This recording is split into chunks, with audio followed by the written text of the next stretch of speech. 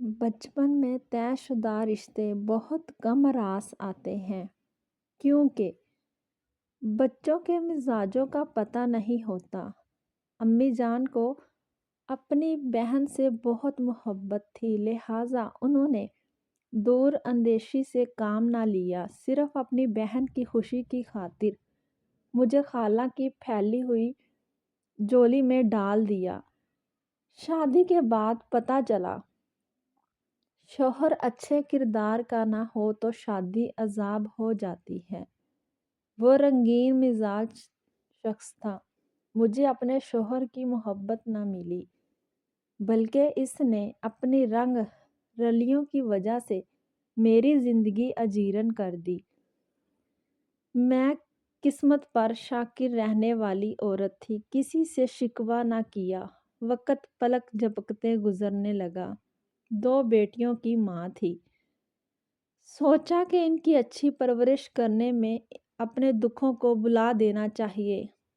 अब नवाज तो ठीक होने से रहे कि वो इनमें से थे जिन्हें पोतड़ों के बिगड़े कहा जाता है। वक़्त के साथ बच्चियां बड़ी हो रही थीं, मगर वो अपनी औलाद से भी लापरवाह रहे और मैं औलाद की नेमत से मज़ीद सरफराज होती गई। यहाँ तक कि मेरे आंगन में 4 बच्चे खेलने लगे।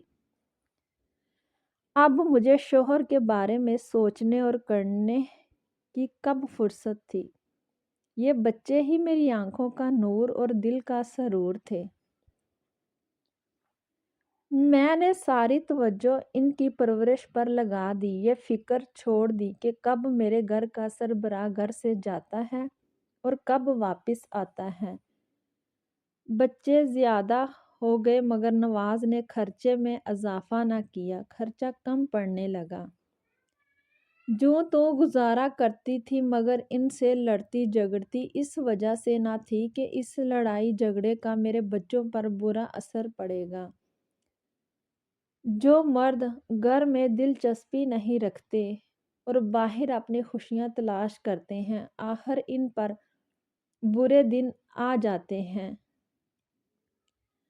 मुझ पर भी वो बुरा दिन आ गया जब मुझे खबर मिली नवाज ने दूसरी शादी एक रक्सा से कर ली है। ये इत्तला मेरे लिए मौत की खबर जैसी थी, क्योंकि मैं जानती थी कि अब मुझे अकेले ही अपने बच्चों को पालना पोसना होगा। मेरा अंदेशा दुरुस्त निकला। दूसरी शादी करने के बाद नवाज घर का रास्ता भूल गया। इसने एक नया घर जो बसाया था, रफ्ता रफ्ता इसने खर्चा देना भी बंद कर दिया। मैंने लोगों के घरों से कपड़े लाकर सीने शुरू कर दिए। मजदूरी तलाश करती, सर्दियों में रजाइयां सिलाई करती, गर्मियों में कुछ और छोटे मोटे काम ढूंढती। खाना एक वक्त पकाती, एक वक्त हम चने खाकर सो जाते। ऐसे कांटों भरे दिन बसर करके मैंने बच्चों को पाला। किसी के आगे हाथ नहीं फैलाती थी। खाना कम खाती, बच्चों से कहती भूख नहीं है। वो जानते थे कि मैं झूठ बोल रही हूँ ताकि वो पेट भरकर खा लें। गुर्बत में पलने वाले बच्चे बहुत एहसास हो जाते हैं, लिहाजा जब हामिद और अली बड़े हुए तो उन्होंने स्कूल जाना बंद कर दिया। इन्हीं दिनों नवाज घर आए, मगर वो बहुत बीमार थे। इनकी सेहत इतनी गिर चुकी थी कि सहारे से चल सकते थे। दूसरी बीवी, बंगला और गाड़ी सब मालो दौलत लपेट कर इन्हें इस हालत में पहुंचा कर नाता तोड़ चुकी थी। जब कोई देखने वाला ना रहा, आखिरकार मैं याद आई और घर आए तो बिस्तर पर पड़ गए। इनको जिगर का कैंसर हो गया था और अब बीमारी आखिरी स्टेज पर थी। मेरे पास पैसे कहाँ थे कि इनका इलाज करवाती, लेकिन इनकी बीमारी ने भी मुझको ज़हमत ना दी और वो चंद रोज़ बाकी मानदा ज़िंदगी के दिन हमारे पास गुजार कर اللہ کو پیارے ہو گئے۔ میرے بچوں نے شاید باپ کا آخری دیدار کرنا تھا سو کر لیا۔ میرے چچا زاد بھائی کی شہر میں ورکشاپ تھی۔ میرے بچوں نے وہاں جانا شروع کر دیا تاکہ کام سیکھ لیں اور 4 پیسے بھی کما کر گھر لا سکے۔ جب انہوں نے پوری طرح کام سیکھ لیا تو ان کو روز کی اجرت بھی ملنے لگی اور گھر کا گزارا چلنے لگا۔ انہی دنوں میں بیمار رہنے لگی تھی۔ زیادہ محنت مزدوری نہیں کر سکتی تھی۔ بہت غم ہوتا تھا کہ میں نے کیا سوچا تھا اور میرے بچے کیا بن رہے ہیں۔ میں نے تو ان کو پڑھانے لکھانے اور اعلیٰ تعلیم دلانے کا خواب دیکھا تھا۔ ان کو ڈاکٹر اور انجینئر بنانا چاہتی تھی اور یہ ورکشاپ میں مستری بن رہے تھے۔ اللہ کا شکر ہے چلو پھر بھی میرے بچے ہنرمند تو ہو گئے ہیں۔ بچے مجھے تسلی دیتے۔ غربت تو انسان کو سڑکوں پر بھٹکاتی ہے، بھکاری تک بنا دیتی ہے۔ ہم پھر بھی کوئی کام تو سیکھ گئے ہیں۔ وہ اپنی ننھی سی عقل سے میرا حوصلہ بڑھاتے تھے اور میں آنسو پوچھ لیا کرتی تھی، لیکن مجھے ان کو کام کرتے دیکھ کر بہت دکھ ہوتا تھا کہ یہ تو ان کے پڑھنے لکھنے اور کھیلنے کودنے کے دن تھے۔ بڑے بیٹے کو پڑھنے کا بہت شوق تھا۔ جب وقت ملتا وہ کتابیں لے کر بیٹھ جاتا۔ یوں اپنی ہمت سے اس نے پرائیویٹ میٹرک کر لیا۔ انہی دنوں میرے سسر کے ماموں زاد بچوں کا احوال پوچھنے آئے۔ وہ اثر و رسوخ والے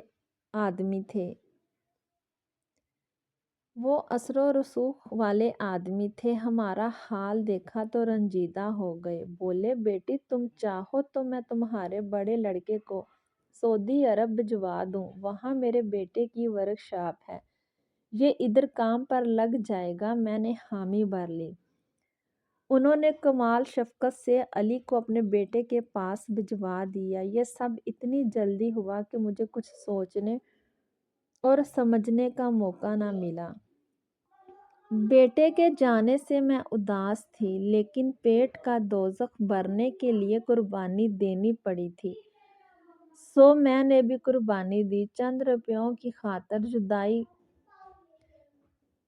کا کچھ برداشت کیا۔ وہاں محنت مزدوری سے جو معاوضہ ملتا علی گھر بھجوا دیتا۔ اس کی شبانہ روز محنت سے گھر کے حالات بدلنے لگے۔ تب میں نے حامد کو دوبارہ اسکول میں داخل کروا دیا تاکہ یہ بھی کم از کم میٹرک پاس کر لے۔ سعودی عرب سے رقم آتی رہی۔ میرے گھر میں اب 2 وقت کی روٹی پوری تھی، اس لیے گھر میں سکون کی لہر دوڑ گئی۔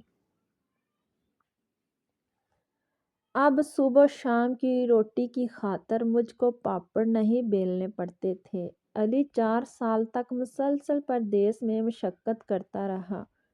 اتنی لمبی اس کی جدائی میں نے سہی کہ دل کمزور ہو گیا۔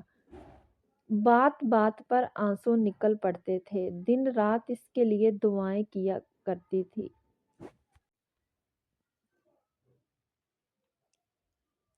جب وہ لوٹا تو ہمارے گھر میں خوشحالی آ چکی تھی۔ وہ اپنے ساتھ گھریلو آسائش کی چھوٹی موٹی اشیاء بھی لایا تھا۔ سچ ہے کہ جب بیٹے جوان ہو جائیں تو ماؤں کی فکریں کم ہو جاتی ہیں اور وہ کماؤ ہو جائیں تو دکھ بھی گھٹنے لگتے ہیں۔ ایسا ہی میرے ساتھ بھی ہوا۔ اب ایک ہی فکر تھی کہ کب ان کا گھر آباد ہو اور میں ان کی خوشیاں دیکھوں۔ ان کے چہرے کی خوشی دیکھنے کو تو جی رہی تھی۔ میں نے اپنی پڑوسن کے سامنے دامن پھیلایا اور اس نے اپنی دونوں بچیوں کو میرے ہاتھ میں دے دیا، میرے دونوں بیٹوں کے عقد میں دے دی۔ ان بہوؤں کے گھر آ جانے سے میری ویران زندگی میں رونق آ گئی۔ دونوں بہت اچھی اور خوش مزاج تھی۔ انہوں نے آتے ہی گھر کو سنبھال لیا اور میری لڑکیوں کے بیاہ کی فکر میں لگ گئیں۔ ہماری سمندن اچھی عورت تھی، اس نے میری بچیوں کے رشتے تلاش کرنے میں مدد دی۔ یوں میں اپنی لڑکیوں کو بہانے میں کامیاب ہو گئی۔ اسی دوران علی نے اپنے چھوٹے بھائی حامد کو بھی سعودی عرب بلوا لیا۔ 2 سال دونوں نے وہاں محنت سے کمایا اور میرا گھر بھر دیا۔ اب میرے پاس کسی شے کی کمی نہ تھی۔ اللہ نے پوتے بھی عطا کر دیے۔ اب میں نے بیٹوں سے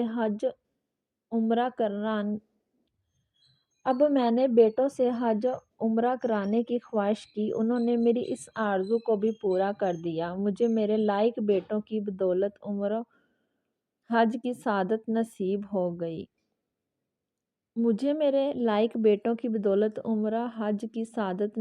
ہو گئی۔ دونوں لڑکوں نے مجھے کو خوب شاپنگ کرائی اور اپنے بیویوں کے لیے بھی عمدہ جوڑے لے کر دیے۔ اپنے بچوں کے لیے کھلونے اور دیگر چیزیں لیے میں لدی پھدی گھر لوٹی۔ گویا اب میری سب خواہشیں پوری ہو گئی۔ بیوی بچوں کے لیے ہمارا گھر سکون کا گہوارہ تھا۔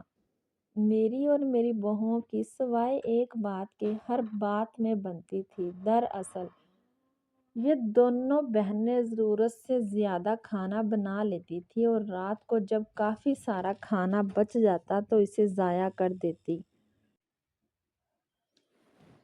اس بات پر میرا جی جلتا اور میں بہت کڑتی تھی۔ روزانہ ان کو سمجھاتی، کبھی پیار سے کبھی غصے سے، کہ میری بچیوں اس طرح کی لاپرواہی نہ کیا کرو۔ بچا ہوا کھانا پھینکنے سے رزق کی بے حرمتی ہوتی ہے اور ہمارا رازق اس بات سے ناراض ہوتا ہے۔ یا تو کسی کو دے دیا کر یا پھر اتنا بنایا کرو کہ کھانا ضائع نہ ہو۔ اس پر وہ کہتی کہ ہم بچا ہوا کھانا دینے کہاں جائیں، کوئی دروازے پر صدا دے کر لے جائے تو لے جائے۔ ہمارا بچوں والا گھر ہے، ہم سے اتنا ناپ تول کر کے کھانا نہیں بن سکتا۔ آپ نے کچن ہم پر چھوڑا ہے تو اب آرام سے بیٹھی رہا کریں اور پکا ہوا کھانا ہاتھ میں ہم سے لیں۔ ہماری کھانے پکانے میں ہر روز کی یہ مداخلت چھوڑ دیں۔ میں 2-4 دن چپ رہتی مگر پھر برداشت نہ کر پاتی تو کہہ بیٹھتی، کیوں اتنا سالن بنا لیا، اتنی زیادہ بریانی پکا لی ہے، اب پھر اسی باسی کہہ کر پھینک رہی ہو۔ اللہ تعالیٰ ناراض ہوتے ہیں، ایسا نہ کیا کرو۔ اس بات سے وہ مجھ سے چڑھنے لگی تھیں۔ کبھی زبان نہ چلاتی تھی میرے سامنے، اب چلانے لگی، یہاں تک کہہ دیتی کیونکہ آپ نے تمام عمر غربت میں گزاری ہے، دانے دانے کو ترسنا پڑا آپ کو، تو اب آپ کا دل ایسا چھوٹا ہو گیا ہے، آپ سے ہمارا کھلا کھانا پینا برداشت نہیں ہوتا۔ یہ آپ کی نیچر بن گئی ہے کہ ذرا ذرا سی چیز کو سمیٹ کر رکھنا۔ ہم سے یہ نہیں ہوتا، ہم ہمیشہ سے خوشحال گھر میں پلی بڑھی ہیں۔ ہم کو ٹینشن ہوتی ہے امی جان۔ آپ کی اس غریبی والی فطرت۔ بہوؤں کا اس طرح کہنا مجھے بہت ناگوار گزرنے لگا، تو میں نے معاملہ ان کی مرضی پر چھوڑ دیا اور زبان بند کر لی کہ یہ جانے اور ان کے کام۔ گھر تو اب انہی کا ہے، میں کب تک جیوں گی؟ ان کو نہیں سدھرنا نہ سدھرے، بس دل پر جتنا بوجھ ہوتا سہ لیتی، مگر لب سی لیے۔ میرے بیٹوں کو سعودی عرب گئے کئی سال ہو گئے تھے اور اب وہ گھر کو لوٹ رہے تھے۔ میری اور گھر بھر کی خوشی کا کوئی ٹھکانہ نہیں تھا۔ میری بہو گھر کی صفائی میں لگی تھی، اسے سجا سنوار رہی تھی۔ ان کے بچوں کے باپ آنے والے تھے، انہوں نے کئی نئے جوڑے اپنے اور بچوں کے سلوائے تھے۔ جب علی اور حامد کی آمد کو ہفتہ رہ گیا تو ان کے بچوں نے اپنے باپ اور چچا کو خوش آمدید کہنے کے لیے غبارے خریدے اور گھر کے دروازے کو رنگ برنگی کاغذی پٹیوں اور پھولوں سے سجایا۔ وہ ایسے خوشی منا رہے تھے جیسے کہ گھر میں عید کا سماں ہو، لیکن ان کی خوشیوں کو نہ جانے کس کی نظر لگ گئی، جو میرے بچوں کی آمد سے 4 دن قبل یہ خبر آ گئی کہ جدہ جاتے ہوئے وہ دونوں کار کے حادثے میں جاں بحق ہو گئے ہیں۔ موت برحق ہے، مگر جوان بیٹوں کی موت کون ماں برداشت کر سکتی ہے؟ یہ خبر سن کر جو مجھ پر گزری وہ میں ہی جانتی ہوں۔ میں نے اپنے اللہ سے فریاد کی کہ اے میرے رب، میں کتنی بد نصیب ماں ہوں جو اپنے بیٹوں کا آخری دیدار بھی نہ کر سکی۔ گھر میں کہرام مچا تھا۔ چھوٹی بہو کو دیکھ کر دل درد سے پھٹنے لگا۔ وہ تو سکتے کی کیفیت میں پتھر بنی بیٹھی تھی، اور بڑی بہو نے بھی بیوگی کی چادر میں اپنا وجود چھپا لیا تھا۔ وہ 6 ماہ میرے ساتھ رہیں، پھر میکے چلی گئیں۔ میں نے بھی ان کو نہیں روکا، کیونکہ جوان تھی اور جوان بچیوں کا میں نہ سنبھال سکتی تھی۔ ان کے والدین زندہ تھے، وہی ان کو سنبھال سکتے تھے۔ جس وقت وہ بچوں سمیت چلے گئی، میں نے رو کر کہا، اے کاش بیٹے خریدے جا سکتے، زندگی لٹائی جا سکتی تو اب میں اپنا سب کچھ دے کر ان کو لے آتی۔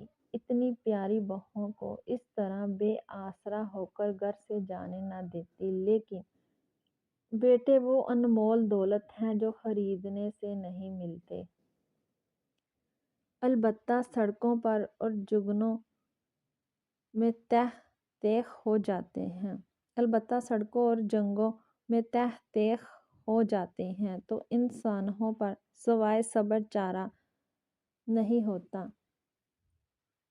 میری بہوؤں کے والد جب تک زندہ رہے، انہوں نے میرے پوتوں اور پوتی کو کوئی تکلیف نہ ہونے دی۔ تمام خرچہ ان کا اٹھاتے تھے اور میرا بھی خیال رکھتے تھے۔ لیکن ان کے انتقال کے بعد میری بہوؤں پر بھی وہی دن آ گئے جو مجھ پر آئے تھے۔ انہوں نے بھی میری طرح محنت مشقت شروع کر دی۔ اپنے بچے پالنے کے لیے ان کی قسمت بھی مجھ جیسی ہوئی۔ ایک دن میں ان سے ملنے گئی، مجھے اپنے پوتے نظر نہیں آئے۔ میں نے ان کے بارے پوچھا کہ فراز اور سرفراز کہاں ہیں؟ بہو بولی، کام پر لگا دیا ہے، وہ ورکشاپ پر کام سیکھنے گئے ہیں۔ یہ سن کر میرا کلیجہ کٹ گیا۔ اپنے بچوں کو جب میں نے کام سیکھنے کو بھیجا تھا، اتنا دکھ تو مجھے تب بھی نہ ہوا تھا جتنا آج ہوا تھا۔ کیا ان کو اسکول سے اٹھا لیا ہے؟ میں نے دکھی ہو کر بہو سے سوال کیا۔ ہاں ماں جی، اور ہم کیا کرتے؟ اسکول میں پڑھانے کے لیے سرمایہ چاہیے، اور کچھ کام سیکھ لیں گے تو کچھ کما کر لے آئیں گے۔ بہو ٹھیک کہہ رہی تھی، مجھے اس کا تجربہ تھا۔ میں انہی حالات میں حامد اور علی کو ان کے بچپن میں کام پر بھیجنے کو مجبور ہو گئی تھی۔ میری زندگی کی تاریخ ایک بار پھر خود کو پوتوں کی صورت حال میں دہرا رہی تھی۔ وہ سب کچھ ہو رہا تھا پیٹ کا دوزخ بھرنے کے لیے۔ میرے بچے پھر ملک سے باہر جا رہے تھے۔ میرا جی کانپ گیا۔ میں نے بہو سے التجا کی، ان کو کمانے کی خاطر باہر جانے نہ دو۔ پہلے بھی میرے 2 شہزادے کمانے گئے تھے، پھر لوٹ کر زندہ نہیں آ سکے۔ بہو کہنے لگی، اگر آپ کے پوتے کمانے نہیں جائیں تو کیا کریں گے؟ یہاں روزی ملنی مشکل ہو گئی ہے۔ اب تو ملک میں پہلے سے بھی زیادہ حالات خراب ہو چکے ہیں۔ ان کی شادیاں کرنی ہیں، چھوٹے 2 کو پڑھانا ہے، آخر یہ پیسے کہاں سے آئیں گا۔ ان کے نانا فوت ہو گئے ہیں، وہ ہوتے تو آسرا ہوتا، ان کا کوئی ماموں بھی نہیں ہے۔ برے دنوں میں صرف یہی رشتے کام آتے ہیں۔ میں نے کہا اللہ تعالیٰ کرم کرے اور جو دن مجھے دیکھنے پڑے اور میرے ان پیاروں کو دیکھنے پڑے وہ کسی گھرانے کو نہ دیکھنے پڑے۔ میری بس یہی دعا سب کے لیے ہے۔